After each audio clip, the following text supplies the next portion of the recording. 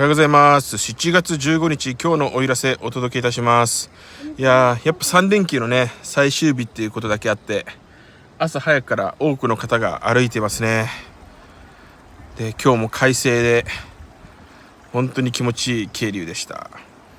渓流行くとやっぱ涼しいですよね。ほら、水どうですか？こう水を見てるとなんかちょっと涼しい気分になりませんか？